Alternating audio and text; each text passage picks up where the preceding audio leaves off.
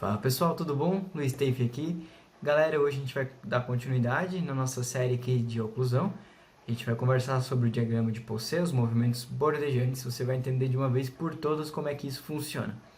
Galera, tá gostando dos vídeos? Deixa teu comentário aqui, deixa teu like, se inscreve no canal para me dar uma força. Vai lá no meu Instagram, @luizftenf, me manda uma mensagem lá, diz que você assistiu o vídeo, dá o teu feedback lá para mim, tá bom? Então, sem enrolações, vamos lá. Diagrama de Poisson, galera, é algo que a gente precisa entender.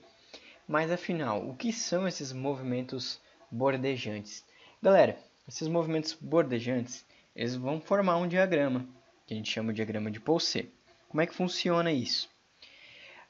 Esse diagrama ele vai ser reproduzido nos níveis dos dentes anteriores. Por quê? É como se a gente fizesse todos os nossos movimentos mandibulares, seja de abertura, de fechamento da mandíbula, e como se a gente tivesse um lápis, olha só na imagem, como se a gente tivesse um lápis aqui nos nossos dentes anteriores, e cada movimento que a gente faz, seja de abertura ou de fechamento, esse lápis vai desenhar todos esses movimentos da nossa mandíbula.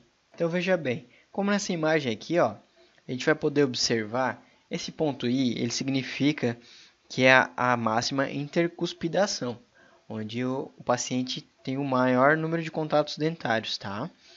Agora a gente também pode ter o nosso contato em relação cêntrica, que é representado pelo CR.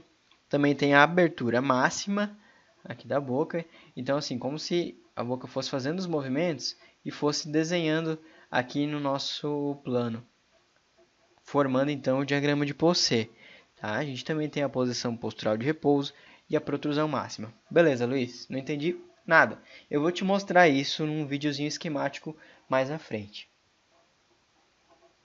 Então a gente precisa entender a rotação e translação dos côndilos. Apesar da gente não ver essa rotação e translação na função mandibular, elas são parte dos nossos movimentos bordejantes.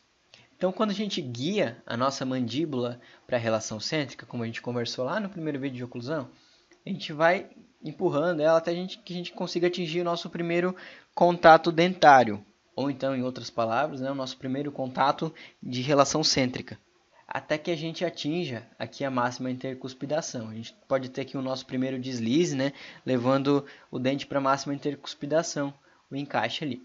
Então lembra, quando a gente guia a mandíbula para a relação cêntrica, o côndilo vai ficar localizado numa posição superior-posterior, lá dentro da cavidade glenoide, né?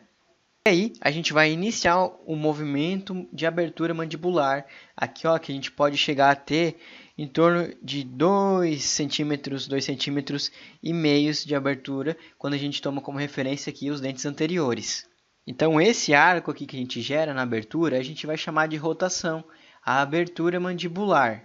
Por quê? Vai estar existindo uma rotação simultânea nos dois côndilos, tá? Ao redor de um eixo fixo, que seria um ponto fixo nessa região. A gente vai ter o movimento de rotação, a abertura simultânea dos dois côndilos. E aí é o seguinte, galera. Quando a gente faz um aumento forçado aqui do arco de abertura, como a gente pode observar na imagem, ó, a gente fez aqui um movimento de rotação em torno de 2 centímetros, 2 centímetros e meio. Agora, quando a gente abre um pouco mais a mandíbula, fazendo a abertura forçada, a gente vai ter um novo movimento, que a gente vai chamar, então, um movimento de translação dos côndilos, que é esse movimento aqui, ó, onde o côndilo ele vem de encontro aqui, ó, com a eminência articular. Ele meio que vem para frente. Esse movimento translatório vai gerar para a gente aqui uma trajetória, ó, curvada, uma trajetória curvilínea que vai estar terminando então na nossa abertura máxima. Veja bem, ó, ele faz aqui um movimento de rotação e quando a gente faz a abertura máxima, a gente faz a translação, onde o côndilo ele vem de encontro com a eminência articular. Outro ponto que a gente pode observar, quando o paciente ele faz a máxima intercuspidação, ele pode estar projetando a mandíbula dele para frente, o que a gente vai chamar de máxima protrusão. Para a gente conseguir visualizar isso de uma melhor maneira, trouxe aqui para vocês um videozinho que eu peguei na internet. Então, ó, antes ali que eu estava falando para vocês, como se tivesse um lápis aqui na ponta dos incisivos, que vai mostrar para a gente toda a trajetória da mandíbula fazendo essa linha. Aqui a gente está visualizando esses movimentos através do plano sagital. Então a gente vai estar observando aqui de lado. Olha só. Aqui a gente está realizando a abertura máxima. Então nos deixou marcadinho essa linha azul. Essa linha representa para a gente o arco produzido durante a abertura da mandíbula. Aqui a gente vai ter o nosso contato em relação cêntrica. Aqui o nosso contato de máxima intercuspidação, né, a nossa oclusão cêntrica. A máxima protrusão, quando a gente consegue avançar a nossa mandíbula. Então, olha só, fechamento da nossa mandíbula, oclusão cêntrica, topo a topo, protrusão máxima, máxima abertura de boca, fechamento da mandíbula. Abertura da mandíbula, agora a mesma coisa, ó, repetição do movimento. Topo a topo, protrusão máxima, máxima abertura, e aí o fechamento da mandíbula. Então, nada mais é do que os movimentos mandibulares traduzidos em linhas para você compreender. Agora, se a gente observar em relação ao plano frontal, a gente vai observar características diferentes, onde a gente vai tomar como referência o lado que a mandíbula está se movimentando. Então, olha só na imagem. Se a gente tem um movimento para o lado esquerdo, a gente pode notar que o côndilo esquerdo ele vai tender a permanecer ali, ó, dentro da posição dele, na fossa articular, tá? Produzindo aqui um movimento pivotante. Então, esse mesmo côndilo, a gente pode denominar ele como côndilo de trabalho. Agora, se você observar ali, ó, no côndilo direito, ele no movimento lateral esquerdo da mandíbula, ele vai translacionar para frente, olha só, para frente, para dentro e para baixo ao longo da eminência articular. Esse côndilo a gente vai chamar de côndilo de balanceio. Se a gente tivesse esse movimento para o outro lado, aí é inverter. Esse côndilo seria chamado de trabalho e esse côndilo seria chamado de balanceio. Agora é o seguinte, galera. A gente não tem os côndilos com uma configuração igualzinha, perfeitamente esférico, né, nos dois lados. Assim como também a fossa articular. Elas não são perfeitamente iguais, não tem uma concavidade perfeita, tá? Além disso, também tem a contração dos músculos, a restrição dos ligamentos, distorção da mandíbula, enfim, outros fatores. Por isso, durante os movimentos laterais, principalmente quando a gente observa no plano frontal, tá? A gente não vai ter uma rotação ou então uma translação bem pura dos côndilos nas juntas deles, tá?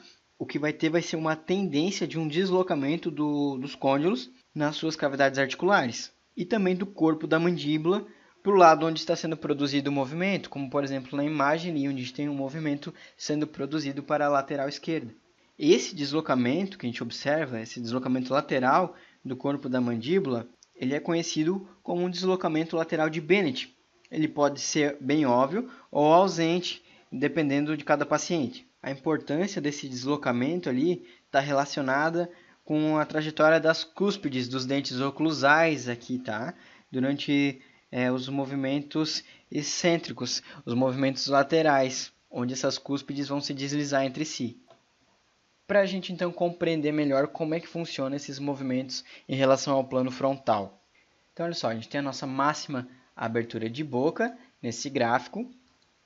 Quando a gente movimenta para o lado direito, a gente vai fazer essa trajetória e a gente vai ter a nossa oclusão cêntrica.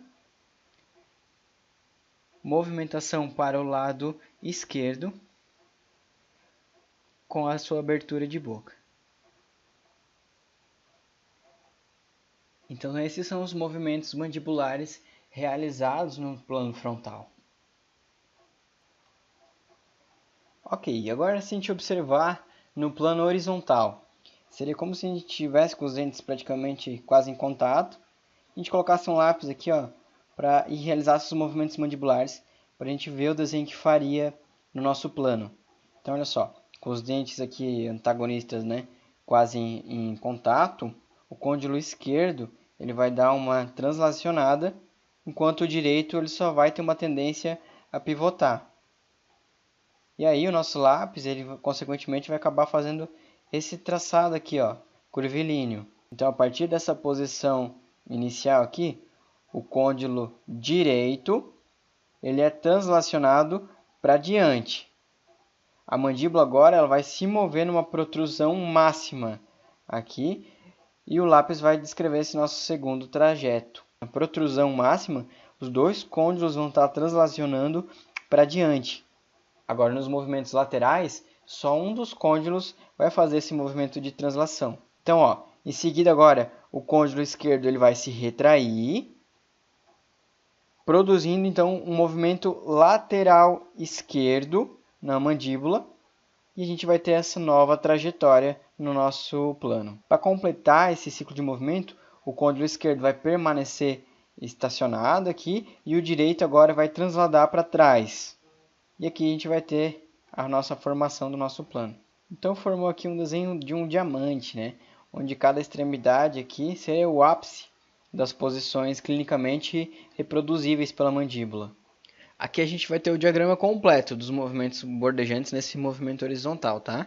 Então aqui a gente tem a nossa relação cêntrica, aqui seria a máxima intercuspidação, aqui a protrusão máxima que a gente consegue obter, a lateral direita e a lateral esquerda. Luiz, não entendi esses movimentos que você falou, tem como mostrar? Tem, olha só.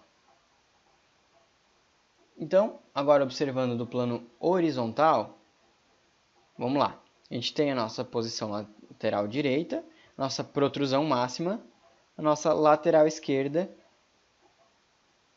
e a nossa relação cêntrica. Um pouco à frente, a máxima intercuspidação, oclusão cêntrica. E é isso aí. Olha que simples, galera. Bem fácil de entender. De novo, lateral direita faz esse tracejado. Quando a gente avança a mandíbula para a nossa máxima protrusão, aí a gente vem para a lateral esquerda, a nossa relação cêntrica e a nossa intercuspidação máxima, oclusão cêntrica.